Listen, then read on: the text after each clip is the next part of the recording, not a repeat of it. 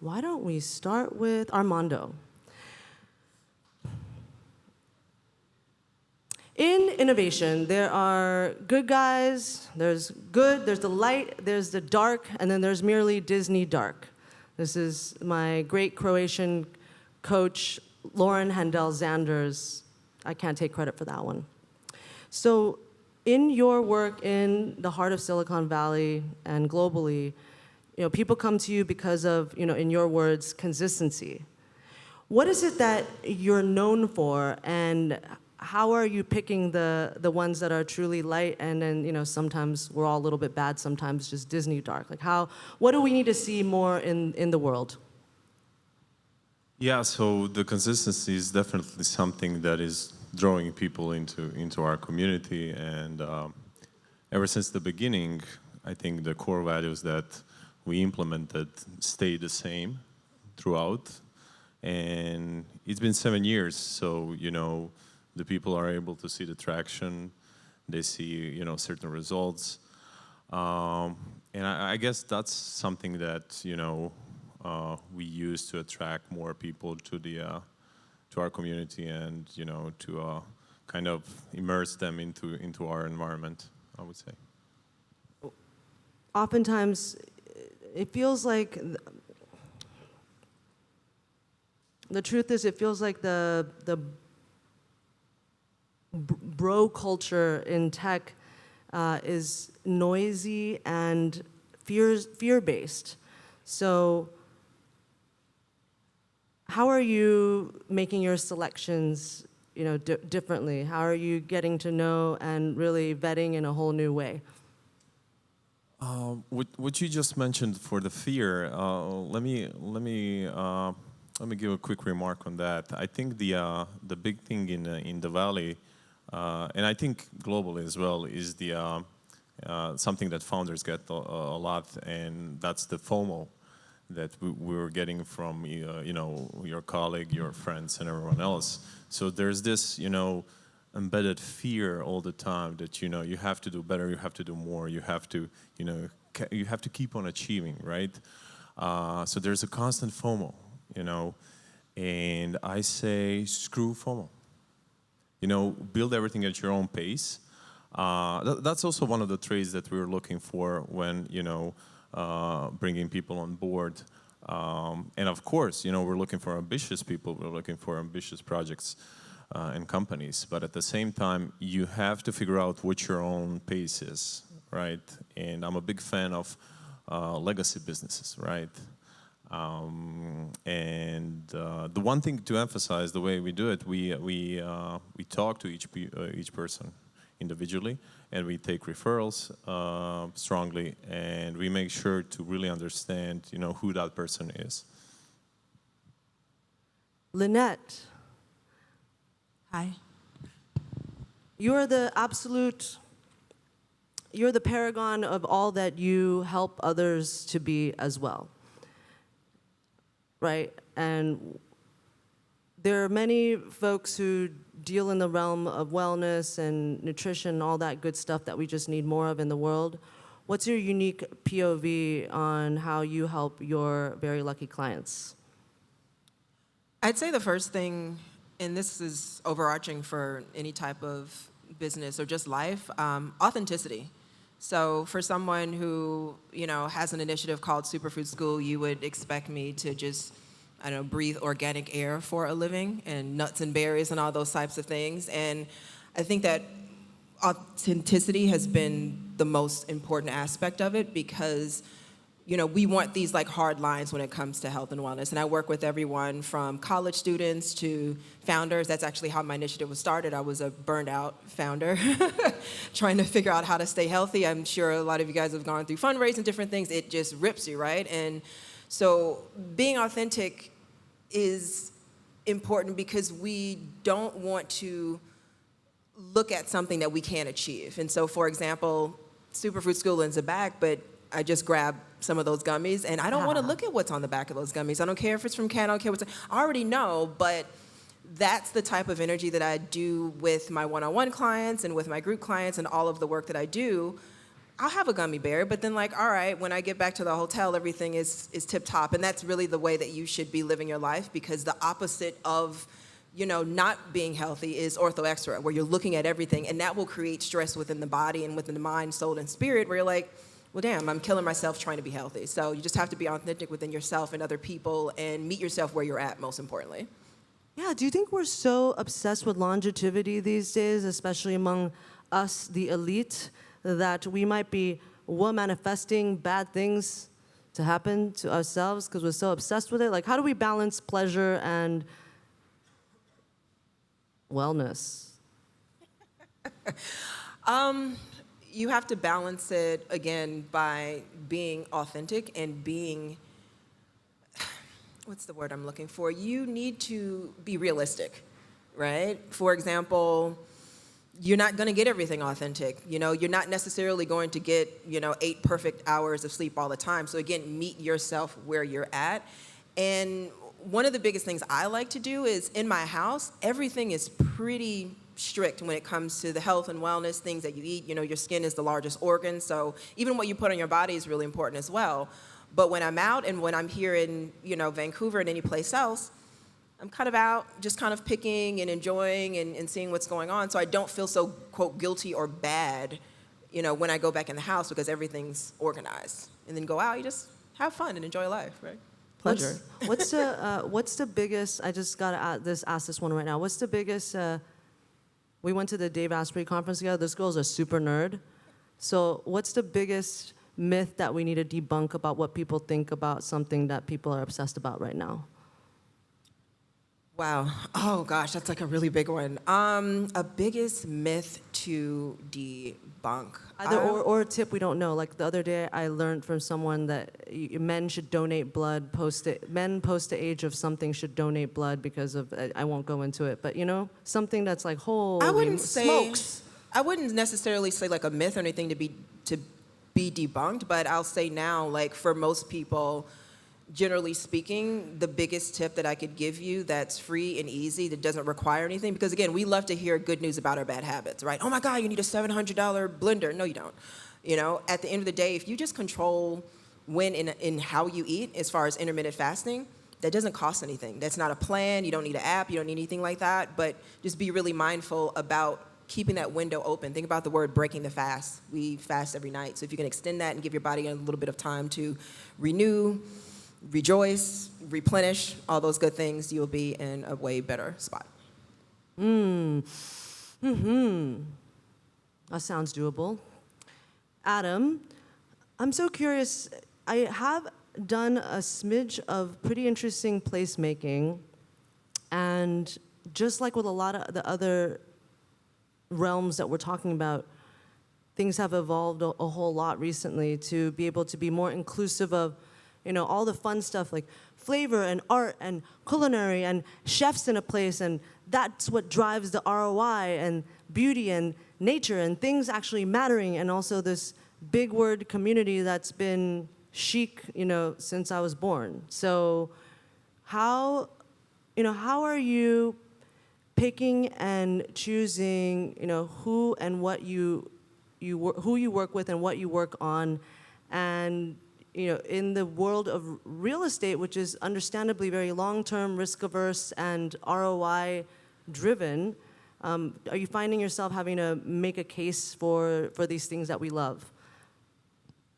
I think, Lowtide, we're a little bit unique in that part of our core mission is to create places and neighborhoods that people want to choose to come to. And so, because that's part of our core mission, we don't view it as a cost if we're having to put a great piece of art in or do a community event. That for us actually comes first before we think about the rest of the neighborhood or the property and the profit side of it. But ultimately, I think to answer the start of your question, people make places. Like places without people are meaningless, right? And so in a post kind of COVID world, people have to choose to come to a place. You can't force people to come to a place anymore. And so we very much view it as our role to create an environment and create a place that influences that choice.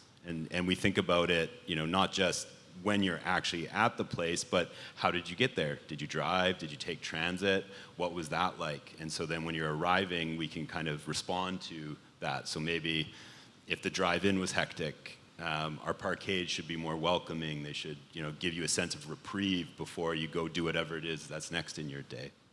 So just trying to think about the journey of someone coming to a place. That you sometimes need candy to entice people to come closer to us? Exactly, yeah. Are we really that scary? How do you have that DNA in your company? What is it, your founder? Like, what needs to happen these days for these considerations that, should otherwise be so obvious, to actually get executed in this way? We're fortunate in that we're very long term in terms of our thinking. There's no pressure for immediate results. It's about what is this place or this building going to be over the long term. Hence the name Lowtide, right? It's like when you go out at low tide, it's usually where you find the most interesting things, but you have to wait for that tide to get out, right? And sometimes you find a bunch of dead crabs too, but it's about the patience and realizing what something can be and sticking to that.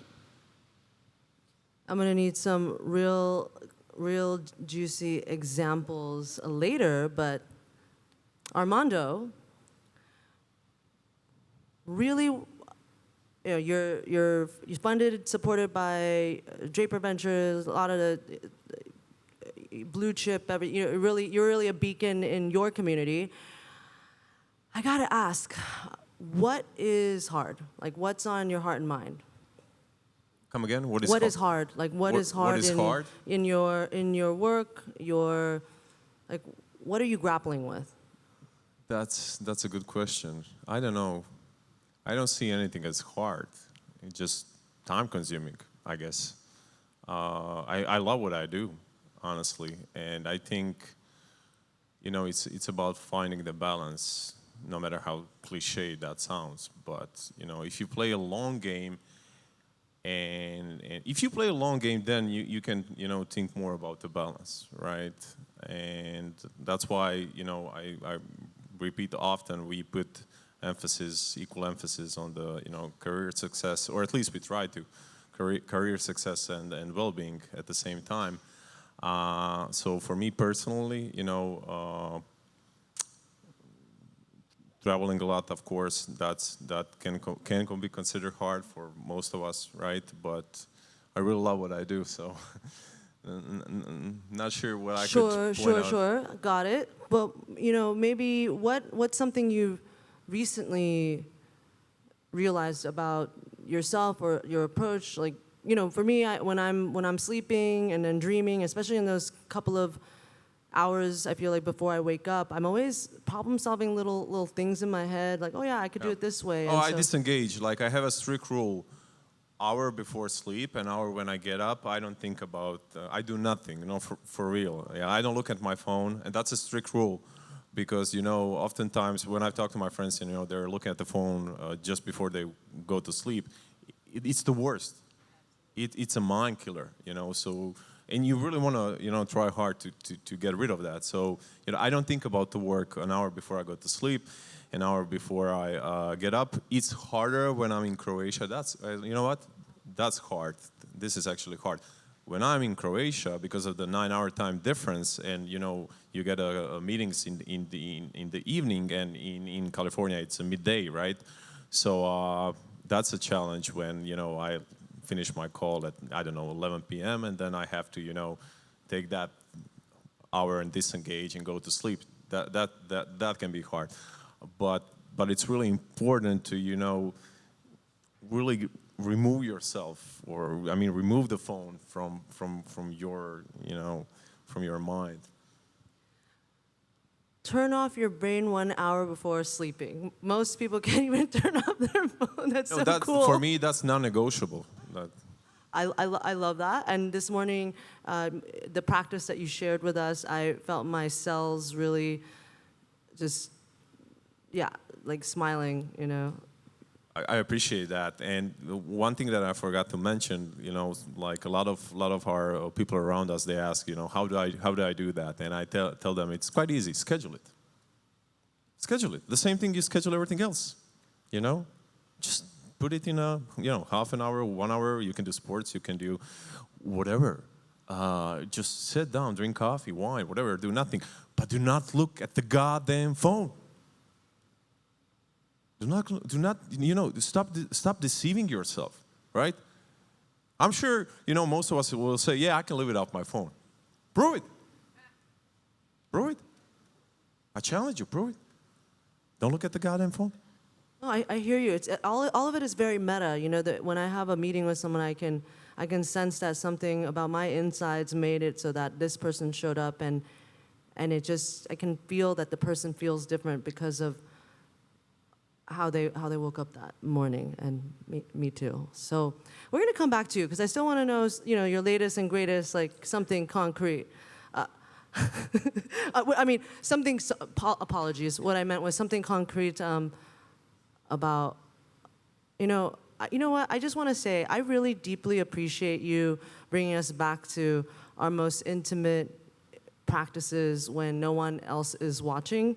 And yeah, I mean that totally. Yeah. Yeah, so thank you for that. I'm totally poking fun at you a little bit because he's my Croatian brother. My great teacher Lauren is in Croatia. She moved there post the age of 50 and fell in love with a Croatian. Isn't that cute?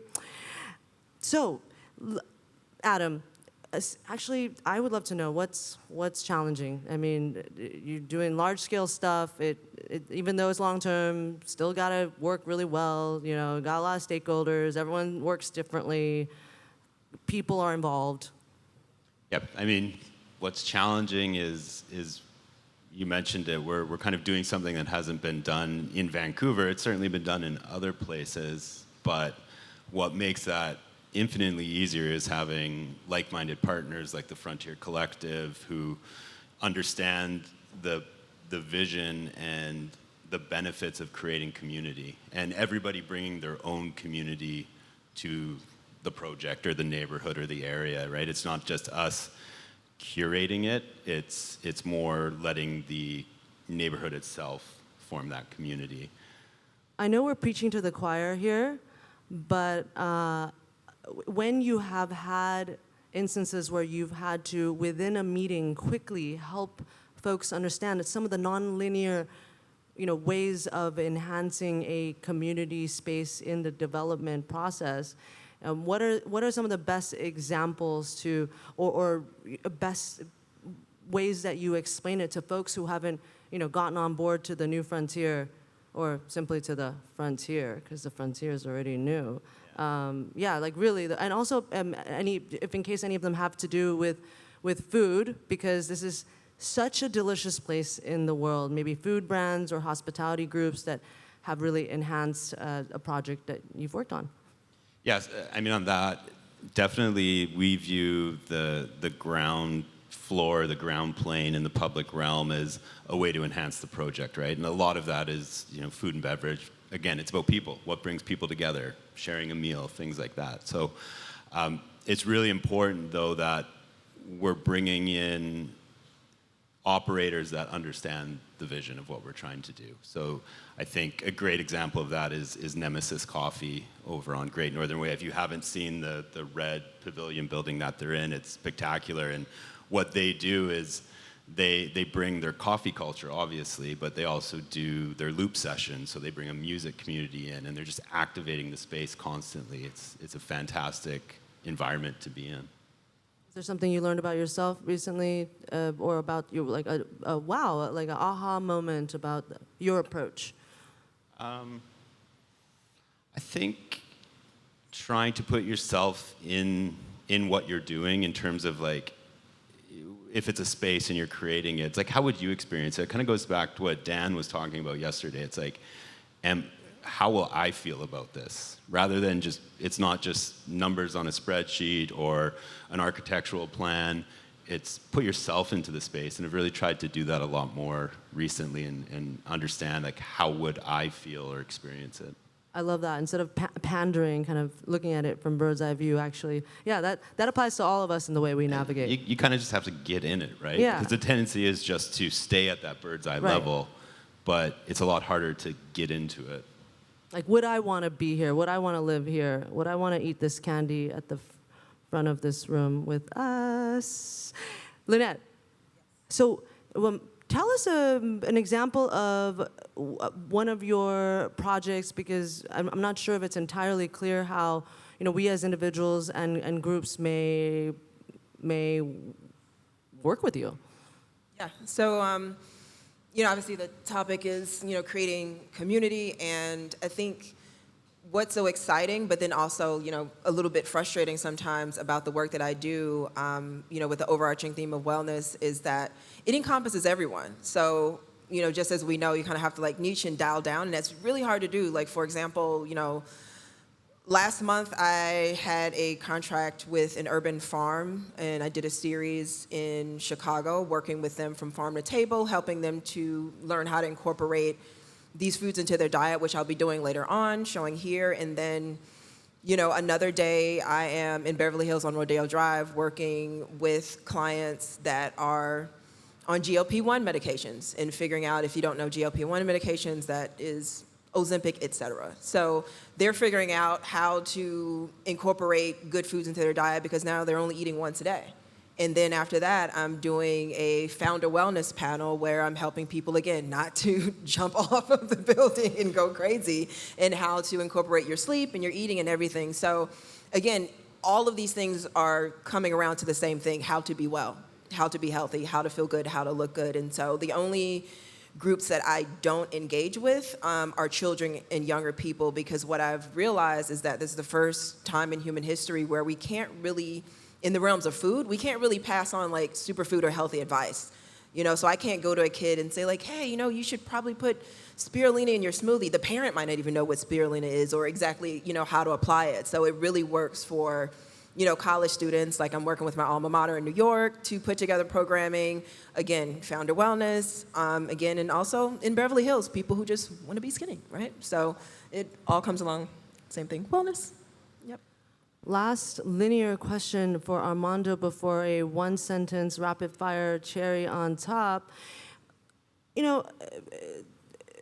Startup investments, often there's a startup that might be overlooked, misunderstood. You have the bird's eye view on all of that. You have a really different way of feeling and thinking and doing your life. So can you tell me about one example or one unlikely recent founder or opportunity that you met that illustrates the way that you do your community and select? Plenty of good examples. Well, there's one that I've talked to yesterday, for example. His name is Marcos. He's from Mendoza, Argentina. So most of our members are US-based, but this one is really special, and he's struggling right now.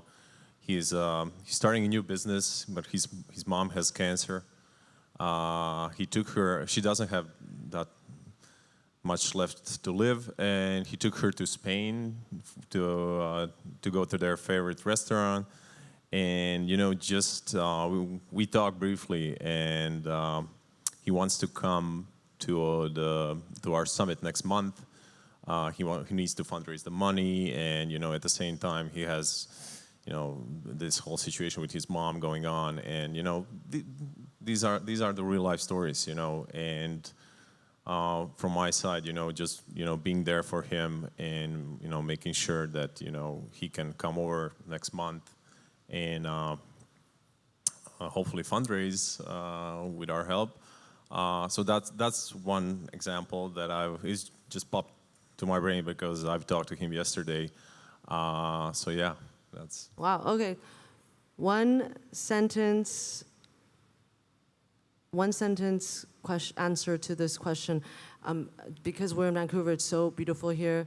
When did you first develop a crush on nature? And what was that exact sensory detail that made you take notice?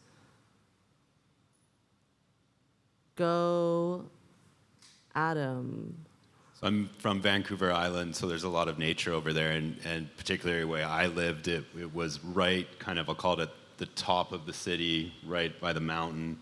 And so the mountain was our backyard, and it was, so I probably would have been 5, 6, but it was the sense of exploration, like just that feeling of pure exploring. You know, that's a very tricky question. I could say as an adult, I know when I fell in love with nature completely is when I started running. And I look at nature completely different, especially when it comes to, like, I don't know if we got runners in the house, but woo, okay, so yeah.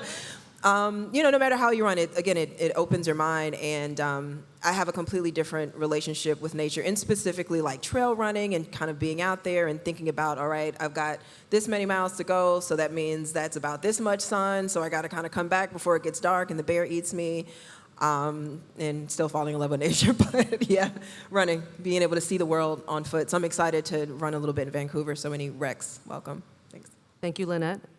Armando? Yeah, so I fell in love with the nature ever since I was a kid, playing this game that we have back home, which is really unique. It's only played in my hometown.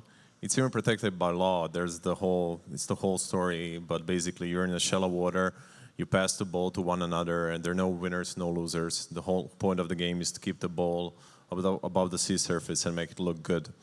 And ever since I was a kid, we played this game, and for us back home, it's like a religion. Dan and others who've been to Split have seen it. And it's a game that is played 365 days a year, every day between 12 and 2 p.m. And the oldest guy in our group is 72 years old. And I've been playing with him my whole life. He's an incredible legend. And talking about longevity, you should see the guy. Yeah, so, ever since I was a kid, with the help of this game, I was always connected to the sea, and, coming from that part of the Mediterranean, it kind of came naturally.